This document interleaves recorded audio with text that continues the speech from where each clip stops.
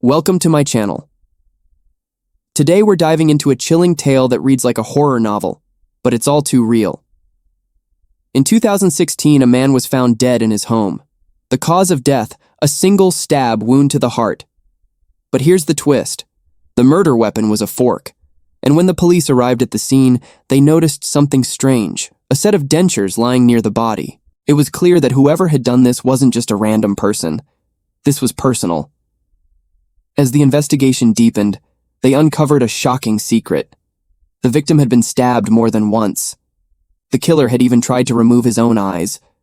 But before they could do any more damage, the victim's wife came home and stopped them. But why? Why did she do this? The answer might shock you. The couple had recently discovered that they were related, that they were actually cousins. In a moment of horror and confusion, she snapped and attacked him with a fork. That's all for today. See you tomorrow.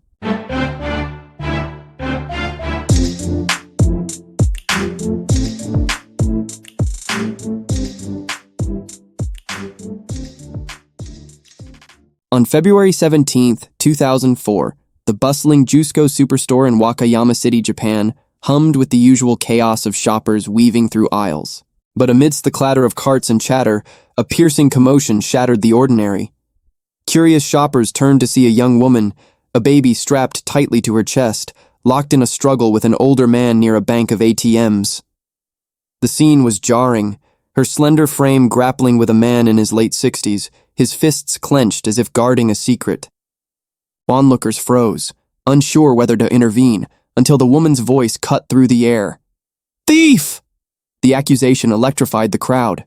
3 men surged forward, wrestling the older man to the ground, pinning him as they tried to pry open his hands, expecting to find stolen goods. But his fists stayed locked, unyielding. Nearby police rushed over, cuffing him as he lay on the floor, shouting that he'd done nothing wrong. Then, something eerie unfolded. Witnesses later recalled how he began moaning, a strange, guttural sound, before violently vomiting and collapsing into unconsciousness. As emergency services were called, the police finally pried open his hands. Inside, no stolen treasure, just his own bank card, bent and warped in 3 places. His wallet held only his belongings, and the bags scattered around him contained nothing but pet supplies, likely hamster food for a grandchild. The woman's accusation seemed baseless, but when the police turned to find her, to check on her and her child, she was gone. The crowd, dozens strong, had no answers. No one knew her name or where she'd vanished to. The police, caught in the chaos, found it odd she'd left without a word but assumed she was fine. Labeling the incident an attempted robbery, they closed the case. Yet, beneath the surface, something felt profoundly wrong.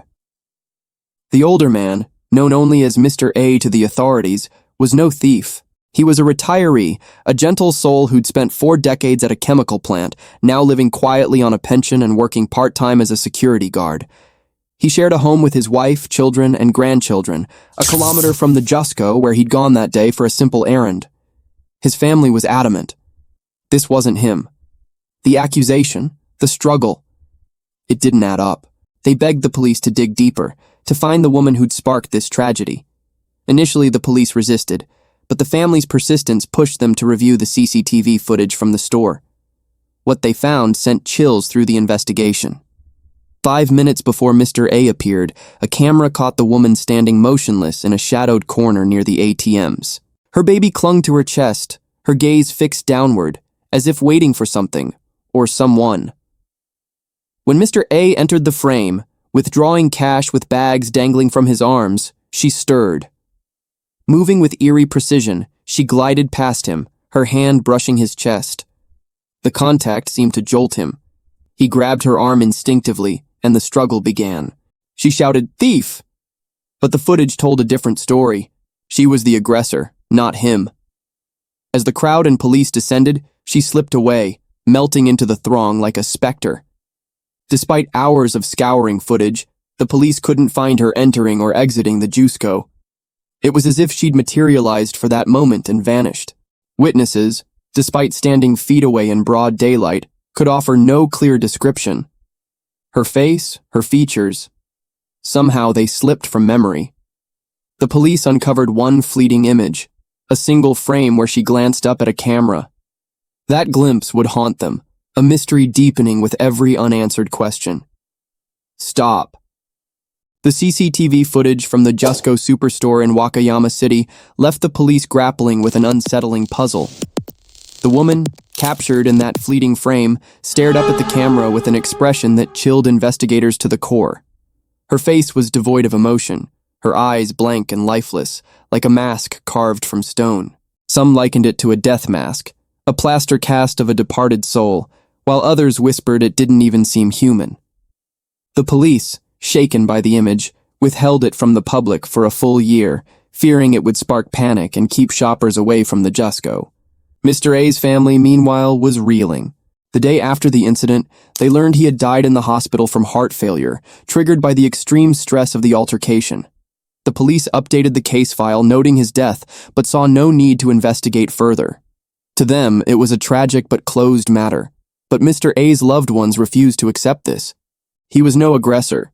He was a doting grandfather, a man who'd lived a quiet life of routine and care. They demanded the police reopen the case, convinced the mysterious woman had provoked the encounter. The authorities, yielding to pressure, scoured the CCTV footage again, but no trace of her entering or exiting the store emerged. She was a phantom, appearing only to ignite chaos and then vanishing. The family's grief turned to fury when they sued the police, alleging wrongful detention and neglect of Mr. A's obvious distress. A settlement was reached, but it offered no answers about the woman's identity or motives. When the police finally released her image to the public, hoping for leads, none came. The statute of limitations expired in 2011, sealing the case shut. Known as the Jusco Phantom, the incident remains a haunting enigma in Japan, fueling endless speculation on internet forums where users trade theories and that eerie photograph wondering who or what brought about Mr. A's demise. Some say she was a con artist, others a vengeful spirit, her blank gaze a window into something beyond comprehension. The truth remains elusive, a shadow slipping through the cracks of history. As we leave this mystery behind, another tale of survival and the sublime awaits. In 2007, Ewa Wisniewska, a 35-year-old star of the German national paragliding team, stood on the precipice of Mount Bora in New South Wales, Australia. She was the world's top female paraglider, having clinched 6 of the last 10 major competitions. With a major event looming the following week, this was her final training flight. The air buzzed with anticipation as 200 paragliders prepared to launch, but a coach's warning gave them pause. Storm clouds loomed to the north. The forecast was uncertain. Would the storm sweep over their path? Each paraglider had to decide whether to risk the skies. Ewa, driven by ambition and confidence, studied the graying horizon. The clouds were ominous, but she reasoned she could cut the flight short if needed. Her teammates, more cautious, stayed grounded. As she strapped into her glider, the weight of her decision settled in, a quiet thrill mingling with the wind's whisper. Ewa Wisniewska took a running leap off the cliff of Mount Bora, her paraglider catching the wind and lifting her into the vast Australian sky. Below, her German teammates tracked her from a van, radios crackling with check-ins. The initial leg of her flight was serene, tracing the ridgeline for about 12 miles until it gave way to the endless savanna below. But as her GPS logged her progress, 2 massive thunderstorm clouds materialized ahead, one towering larger than the other. Most paragliders who had launched earlier had already cleared this area, spared the brewing danger. Ewa, flying with an Austrian and a Chinese teammate, faced a critical choice: land immediately or attempt to skirt the storm. They opted to dodge it, knowing the perils of flying beneath such clouds. Updrafts, those invisible torrents of warm air rising into the storm, could ensnare a glider and hurl it skyward uncontrollably. Maneuvering aggressively around the edges, they pressed on, until the storm shifted with terrifying speed. The larger cloud engulfed the smaller, forming a colossal 12-mile-wide cumulonimbus behemoth that swallowed all 3 pilots. Cumulonimbus updrafts are notoriously lethal, their power enduring for over an hour, far beyond a typical storm's grasp. The Austrian pilot managed to escape by yanking a toggle, spiraling downward in a desperate dive. Glancing back, he saw Iwa fighting the same maneuver, but the updraft claimed her, pulling her upward into the inky void. He didn't spot the Chinese pilot at all. Landing amid a ferocious thunderstorm, hailstones pounding like artillery, he sprinted for shelter in a barn and radioed the alarm. Inside the cloud, Iwa rocketed upward at 60 feet per second, a helpless passenger in nature's elevator. Thunder boomed louder, darkness deepened, lightning flashed perilously close, threatening to strike her mid-air. She radioed her team, her voice strained. "I can't see anything." Then silence. Reaching the storm's frozen core, hail the size of oranges battered her, temperatures plummeting to sub-zero. Oxygen thinned as she ascended, and she blacked out. Yet the updraft propelled her higher, ejecting her above the cloud into air at minus 50 degrees Celsius. Her body, gear, and glider iced over instantly. No oxygen mask, no protection. By all logic, death should have claimed her there, suspended in the stratosphere's lethal embrace. But fate intervened. She floated unconscious for 45 minutes until ice cracked on one wing, collapsing the glider and sending her into a plummeting freefall at 90 feet per second. Barreling back through the storm, hail and wind assaulting her anew, she emerged below the cloud base. Miraculously, the glider reinflated, the jolt snapping her awake. Disoriented, she grasped her toggles, steadying her descent as the updraft mercifully waned. Crash landing in a field, she curled up, radioed her team. Alive, against impossible odds. Her teammates rushed her to the hospital, stunned. The Chinese pilot had perished, struck by lightning. Iwa, bruised and frostbitten but otherwise intact, was discharged the same day. Back at the launch site, her GPS revealed the staggering truth. She'd soared to 32,634 feet. Commercial jet altitude, 4,000 feet above Everest's summit. No unprotected human had reached such heights and survived. Iwa's ordeal wasn't just survival. It was a testament to human resilience amid nature's fury, her spirit unyielding like the winds that nearly claimed her. Whispers among paragliders spoke of guardian angels in the clouds, or perhaps the sheer force of will that defies the elements. Her story echoes ancient myths of Icarus, but where he fell, Iwa endured, a modern legend etched in the skies. As we descend from the dizzying heights of Iwa's airborne ordeal, another mystery unfolds on solid ground, where intuition and the inexplicable collide. In the early morning hours of June 10, 1994, Deborah Hoyt jolted awake in the guest room of relatives' home in Sacramento, California. She and her husband were meant to stay a few more days, but an overwhelming dread gripped her. An insistent urge to flee immediately and return to their Lake Tahoe home.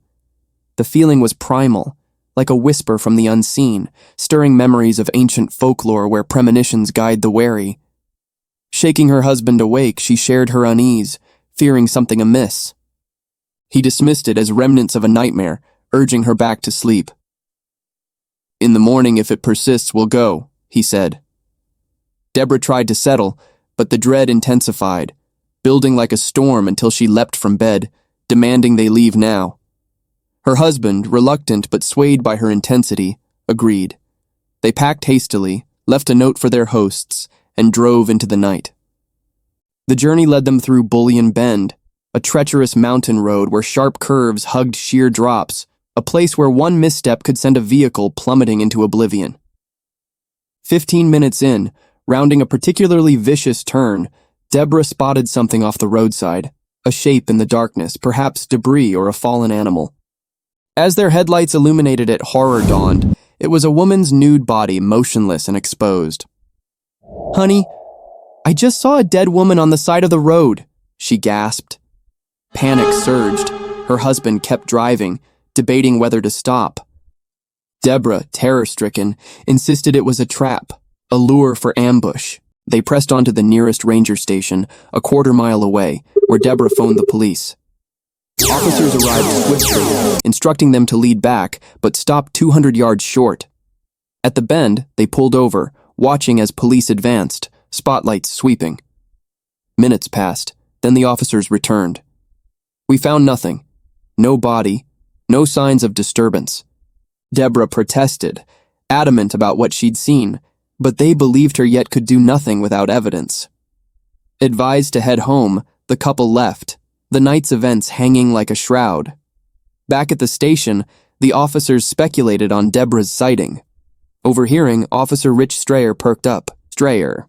Days earlier, a missing persons report had come in for Christine Skubish and her young son, Nicky, last seen near Bullion Bend.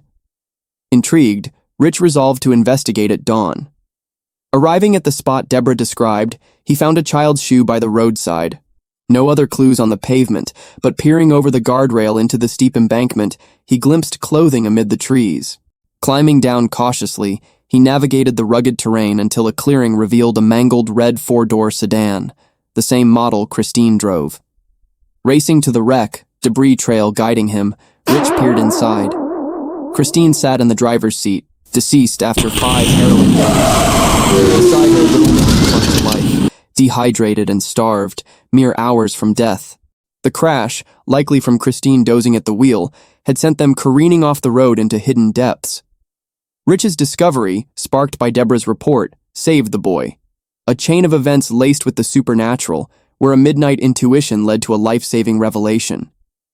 Authorities pieced together the tragedy. Christine Skubish had likely fallen asleep at the wheel, veering off the embankment into a concealed ravine where the car lay hidden for 5 days.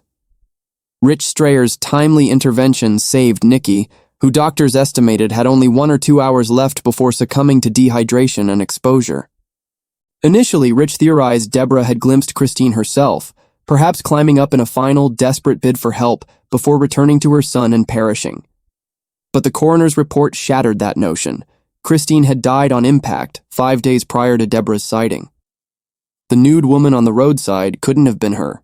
To this day, the identity of that ethereal figure remains an enigma, a spectral vision that propelled Deborah's journey and ultimately guided rescuers to the boy. Some whisper of a guardian angel, a protective force manifesting in the dead of night, drawing from ancient tales where the departed watch over the living. Others chalk it up to coincidence, a bizarre alignment of fate. Yet the emotional ripple was profound.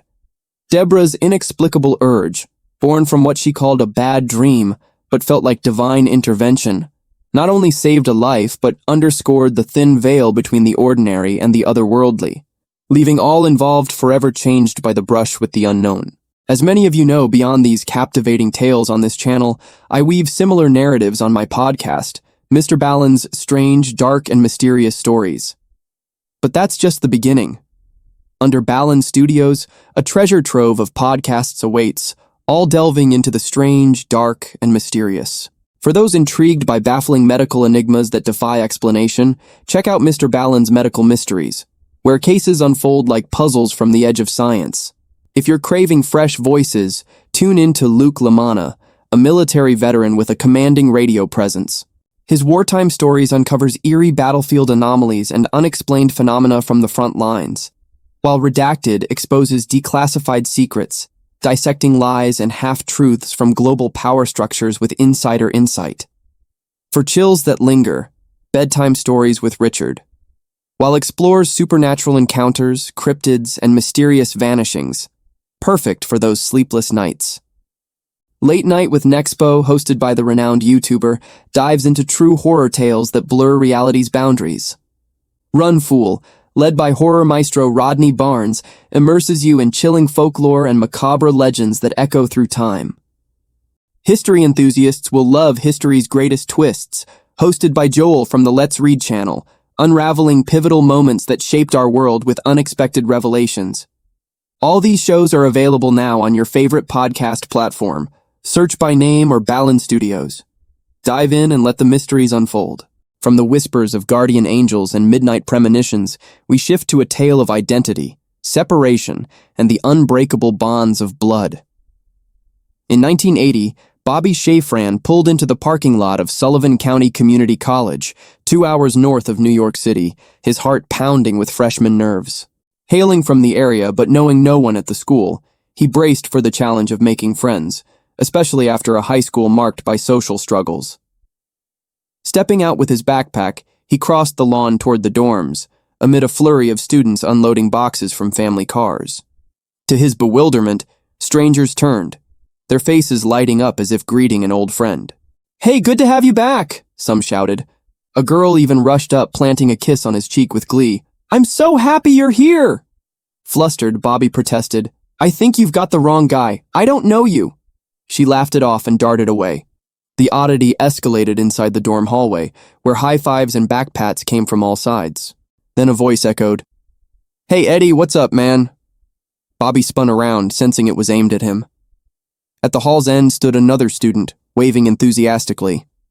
Approaching, Bobby clarified, "I'm not Eddie. Everyone's mistaking me for someone else. Who is he?"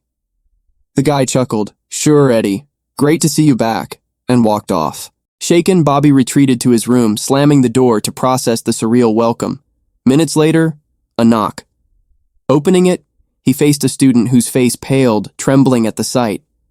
"Were you adopted?" the stranger asked. "Yeah," Bobby replied. "Birthday July 12th? "Yes." The student Michael revealed, "I'm best friends with Eddie Galland and you look exactly like him. You must be his identical twin." The revelation clicked amid the day's chaos. Yet the idea of an unknown twin felt like stepping into a parallel life, evoking age-old myths of doppelgangers and lost siblings. Eager, Bobby asked to meet Eddie. Michael explained Eddie had skipped returning to school that year, which explained the enthusiastic greetings. Everyone thought Bobby was him. They dashed to a payphone, cramming in to call Eddie. Bobby grabbed the receiver. "Hey, I'm Bobby and everyone thinks I'm you." Eddie, fielding similar calls, responded in a voice that mirrored Bobby's own. He invited them over. The 2-hour drive ended at Eddie's brightly lit suburban home in the dead of night. As Bobby approached, the door flew open, revealing Eddie, his mirror image. They stared, then burst into laughter, hugging like long-lost souls. Michael watched as they mimicked each other's gestures, a living reflection. The story of these reunited twins caught the eye of Newsday, a local New York paper. A reporter confirmed their identical nature, leading to a heartwarming article that captured public imagination. But the fairy tale deepened when friends of David Kellman urged him to read it. "These guys look just like you, same huge hands." David, known for his oversized mitts, scanned the piece. Same birthday, same hospital, coincidences piled up. He called Eddie's home, introducing himself to Eddie's shocked mother as potentially the third twin. She dropped the phone, exclaiming, "They're coming out of the woodwork." Bobby and Eddie visited David, confirming instantly he was their triplet. Within moments, they were wrestling and laughing on the floor, an instant brotherhood forged, as if souls separated at birth recognized their missing pieces in a rush of joy and belonging. Newsday's follow-up exploded the story worldwide, plastering the triplets on magazines, newspapers, and talk shows, turning them into sensations overnight. The reunion of Bobby Shafran, Eddie Galland, and David Kellman was nothing short of a modern miracle, a story that captivated the world as the triplets basked in their newfound brotherhood. Their similarities were uncanny, as if fate had woven their lives from the same thread despite years apart. All three had wrestled in high school, smoked the same brand of cigarettes, savored identical foods, and even shared the same taste in women. On talk shows, their synchronized mannerisms stole the spotlight, interrupting each other, finishing sentences, moving as if choreographed by some unseen force. It was as though they were one soul split into 3 bodies, their laughter and gestures echoing like reflections in a hall of mirrors. The public couldn't get enough, plastering their faces across magazines and TV screens, transforming them into overnight rock stars. They reveled in the fame, moving into a shared New York apartment, partying with the likes of Madonna, living a dream where every moment sparkled with the joy of rediscovery. But beneath the glamour, questions simmered, particularly among their adoptive parents. None had been told their son had identical siblings, a detail the prestigious Louise Wise Services adoption agency had withheld. Suspicious, the parents demanded answers, securing a meeting with the agency's top brass. Sitting across from stone-faced executives, they asked point blank, "Did you separate our sons on purpose?" The response was curt. Yes, it was intentional, as placing 3 children in one home was deemed too challenging. David's father erupted, "That's nonsense. I'd have taken all 3 if I'd known." The agency stood firm, offering no further explanation, their demeanor cold as a winter vault. The parents left, frustrated, sensing a deeper truth buried beneath the agency's platitudes. Bobby's father, returning for a forgotten umbrella, overheard laughter and the pop of champagne corks from the meeting room, a celebration that reeked of deception, as if the executives were toasting their success in dodging scrutiny. This fueled the family's resolve to uncover why their sons had been torn apart. Meanwhile, the triplets, caught in the whirlwind of their celebrity, forged ahead together, opening a trendy New York restaurant named Triplets. The first year was a triumph, pulling in over $1 million, the brothers' charisma drawing crowds like moths to a flame. But the harmony began to crack. Raised in different worlds, Bobby in an affluent home, Eddie in a middle-class one, David among working-class immigrants, they clashed over business decisions, their untested bond strained by money and ego. What began as minor disagreements escalated into heated arguments, their unity fraying like a tapestry under too much tension. The restaurant, once a symbol of their shared dream, became a battleground, threatening to unravel the brotherhood they'd fought so hard to reclaim, casting shadows over their fairy tale reunion with whispers of a darker truth yet to be uncovered. The Triplets, restaurant, Triplets, had been a beacon of their newfound bond, but the cracks in their relationship deepened, casting a shadow over their once vibrant unity. The second year brought relentless conflicts over how to run the business, each brother pulling in a different direction. Bobby, raised in an affluent household with a doctor father and lawyer mother, leaned toward bold expansion. Eddie, from a middle-class family with a strict teacher father, pushed for caution. David, shaped by a hard-working immigrant upbringing, sought balance, but struggled to mediate. Their lack of shared history left them ill-equipped to navigate these disputes, and the brotherly love that had captivated the world began to unravel. Bobby, frustrated, walked away from the restaurant, declaring he was done. His departure shattered the dynamic, leaving a void that hit Eddie hardest. Eddie, who craved the closeness of their rediscovered family, spiraled into despair. His adoptive father's harsh discipline had left scars, and now, facing the fracture of his brothers, Eddie's mental health crumbled. Hospitalized for 3 weeks, with severe depression, he emerged fragile, only to take his own life shortly after, a devastating blow that left Bobby and David reeling, their joy replaced by grief and questions. The tragedy prompted journalist Lawrence Wright, fascinated by twins, to dig deeper. He uncovered an obscure article in the psychoanalytic study of the child, detailing a secretive New York study where identical twins were deliberately separated at birth and placed in different homes for research. The study traced back to Louise Wise Services, the same agency that handled the triplets' adoptions. Wright contacted Bobby, revealing they'd likely been part of this experiment, treated like lab rats to probe nature versus nurture. Furious, Bobby and David felt betrayed, wondering if their separation had sown the seeds of Eddie's turmoil.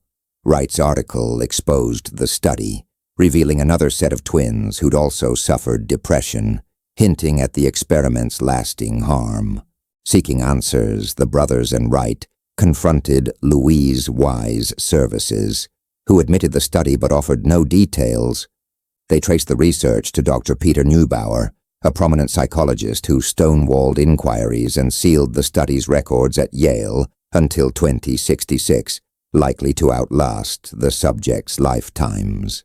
In the documentary 3 Identical Strangers, Neubauer's assistant, Natasha Yosefowitz, revealed the study aimed to settle whether genetics or environment shaped a person's fate, concluding that nature dominated.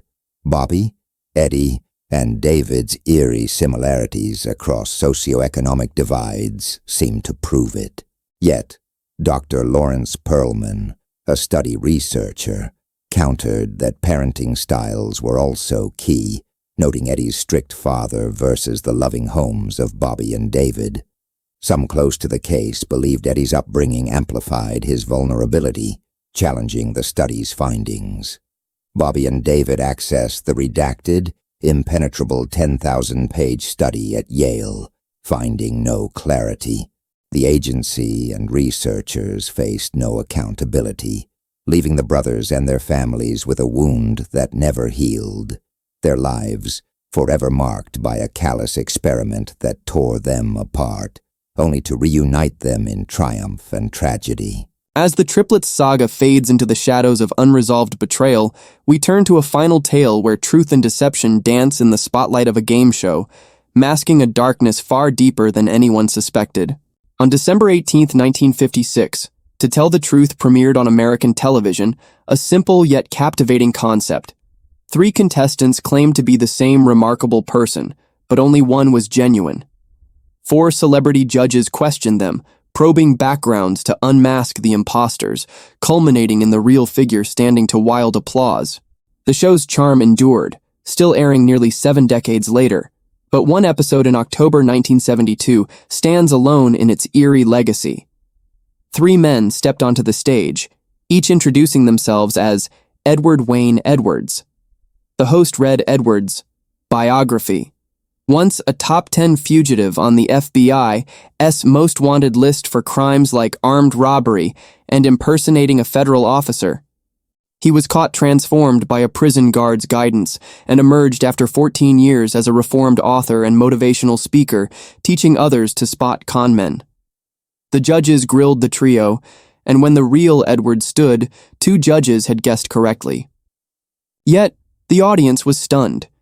He looked like a wholesome, middle-aged father, not a former criminal, his smile disarming, his demeanor soft as a summer breeze. The world moved on, forgetting Edwards until 2009, when his daughter April Blasio, now 40, could no longer ignore her childhood suspicions.